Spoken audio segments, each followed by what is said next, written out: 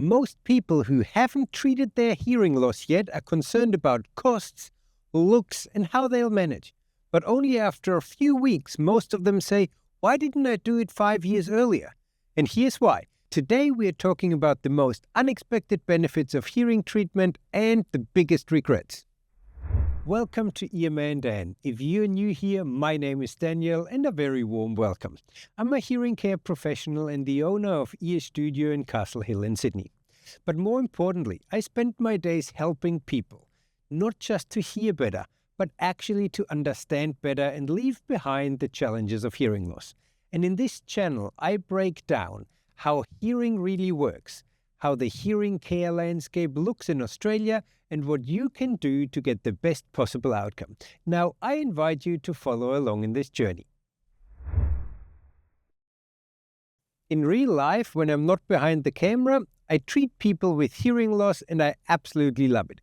There are so many great stories to tell, and I wanted to take some time today putting together just a few things that I've heard over the last few years and share them with you.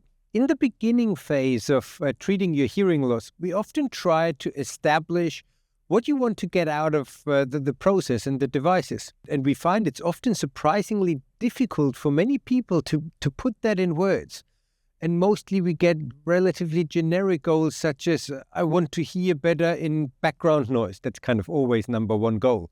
Or things like, I want to understand the TV when my wife sets the volume. It's often too soft for me. Or I just want to hear what people are saying. And if hearing loss has been part of your life for some time, you would have made adjustments to your life that hide the real impact of hearing loss.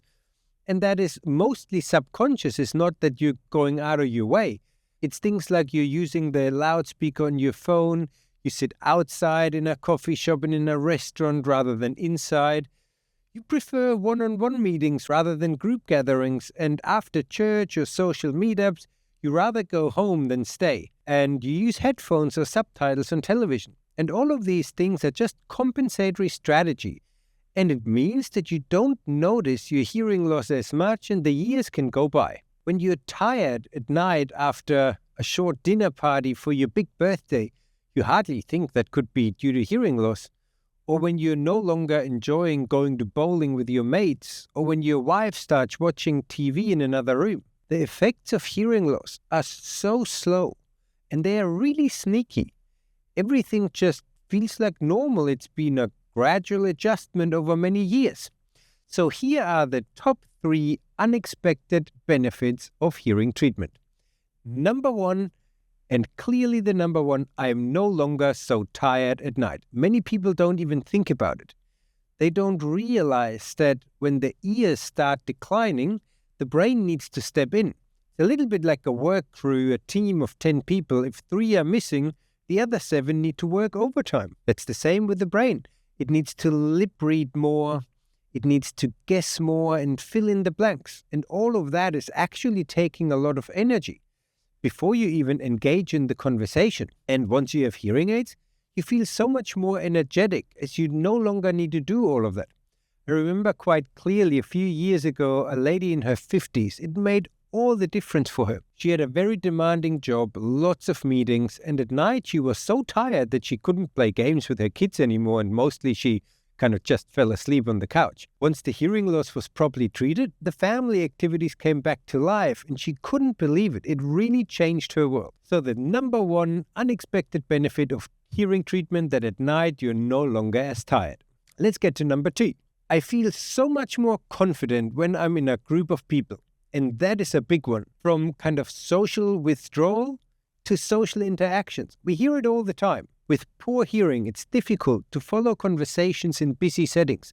And people often feel like left out in a group or not very confident in speaking to others, especially strangers at a party or at some sort of event. It's always great to see people rediscover the joys of social gatherings. I've seen this with all sorts of people in all sorts of environments. One working in an open plan office feels they are so much more connected to others as they can now hear the quick and short interactions without asking for repeats. And even just hearing environmental sounds and what goes on around you makes people so much more confident as the brain knows what's going on around them, and that actually is a big thing in keeping safe. Let's go to number 3, and that is a benefit that really many people do not even expect, is my tinnitus feels like it's gone. You may have had tinnitus, like that ringing or buzzing in your ear for quite some time. It's a very common side effect actually, because once your hearing declines, there's less environmental awareness, so it's the tinnitus is much easier perceived. And once your hearing devices are set properly and the hearing loss is treated, the tinnitus goes so much more in the background that your brain just ignores it. The reason for you to hear the tinnitus in the first place is actually the absence of environmental sounds or stimulation in the frequency range of your hearing loss, and that causes the tinnitus to be quite noticeable. But all that changes once the hearing is properly treated and the ratio between the tinnitus and the hearing of other things swings the other way. The result is often that the tinnitus is functionally gone. So that is another great and unexpected benefit. But let's contrast those to the biggest regrets that I hear quite frequently. The number one regret by far is that people say, I wish I had done it earlier. Many people feel that the struggles of the past few years would not have been necessary would they have treated their hearing loss earlier. Some feel really sad as they've wasted so much time and they lost some good times along the way. This is one of the most frequent things I hear by far all the time. And it's great to see when people live life fully engaged and excited about what's to come. Number 2 regret I often hear when people get hearing treatment, and this often comes a few years after they got the first devices, is that they say, I wish I had gotten good ones in the first place. You know that there's a range of devices out there, and the education about the process and difference is often very limited.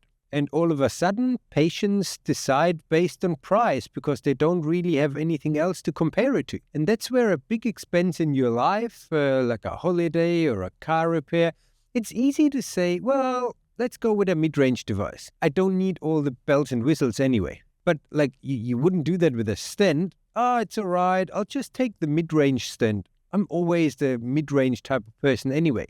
Well, you wouldn't do that. And you know, there was a time where I, in my practice, actively recommended mid-range devices for many people at least. And today I really regret that because I see the massive difference in patient outcomes if they have decided mid-range versus top range. Now, keep in mind, hearing loss affects every waking second of your life. You get up with hearing loss, you go to bed with it, and anything in between, it affects it. So for me personally, that calls for the best possible technology and solution that is available for you. The proof is in the pudding. Most of my clients with top-range devices do far better and use the devices far more than those who chose cheaper alternatives. But again, sounds like something you'd expect from a guy making a living by providing hearing care like me. I own a hearing clinic, we provide hearing care, and that is how we make a living. Just another sales pitch, right? But it's really not. It's just what I hear from my clients that had both devices over the years, and after a few years, it's kind of the pattern that I saw. Number 3 regret, I wish I knew these things before I got hearing aids. And that is exactly why the channel exists. I often have people who come into my clinic and they say, we're going to do hearing treatment and I had some devices earlier and didn't work all that well. And then after we've worked together for like 6 or 8 weeks, they say, oh, wow, there's so much information. And I just didn't know that. And it's often that the old devices were not that they were bad devices. It was just that they hadn't received a good outcome. They were told it's as good as it gets. And that was just not enough benefit for them. So the devices weren't worn consistently. And that's really sad, I find. In most cases, that's not a device issue. It's a process or an education issue. They thought devices are just bought like glasses and then they work like that. But that's just not true. And many people just don't know that. The biggest part that makes a hearing aid good is how it is programmed, how well you can acclimatize to that. And for that, it takes some time, especially if it's your first set of hearing aids. In our clinic, we normally have a fitting and 3 follow-up appointments over the first 6 weeks. So that's around 6 hours of clinical time. And that's followed by 3 additional visits across the first 12 months. That gives me all the time that I need to take all the measurements, take all your feedback and make all the necessary adjustments in line with your acclimatization speed and status. Everyone that gets hearing aids gets used to them a little bit differently, and it depends really on where on the journey you are, what changes I need to make that you get a good outcome. If I have all that time, that way I can make sure that the devices are perfectly programmed and you are getting a great result. Now, not every practice takes that much time, even though it's certainly worth doing as your outcome really depends on it. So keep an eye out for the process if you're going through hearing treatment. I mentioned that in an earlier video. Getting hearing aids tuned perfectly is like following a recipe. If you haven't watched that video yet, go back in the channel and have a look. It's really, really important.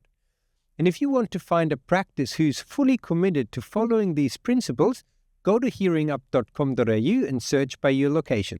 Until the next video, I wish you all the best and bye-bye.